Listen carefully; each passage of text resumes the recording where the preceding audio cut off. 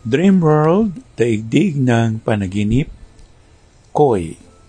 Kapag nakapanaginip ka ng mga koi sa isang pond o sa isang lugar ng tubig, gaya ng sapa, napakaswerteng panaginip ito, lalo na kung ang mga isda ay kumakain. Nagsasabi ito ng maraming kayamanan o nagsasabi ito ng magandang oportunidad na daraan sa buhay mo.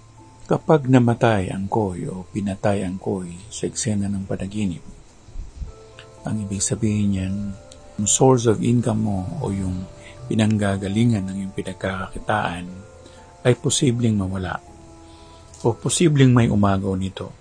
Kung nakita mo naman na ang mga koi ay lulundag-lundag at napakarami nila hasta matataas ang lipad nila o parang lumilipad na tumatalon, ito ay isang magandang panaginip dahil nagbabadya ito ng malaking kayamanan. Kung ang koi naman ay nakalagay na sa isang lutuan, ang ibig sabihin niyan, mayroon kang mamanahin o pwedeng sense ng mana ay magbibigay sa iyo ng kayamanan at hindi mo sukat akalain na yung hindi mo inaasang taong yun na bibigyan ka ng kayamanan ay sila pala ang magbibigay sa iyo ng kayamanan.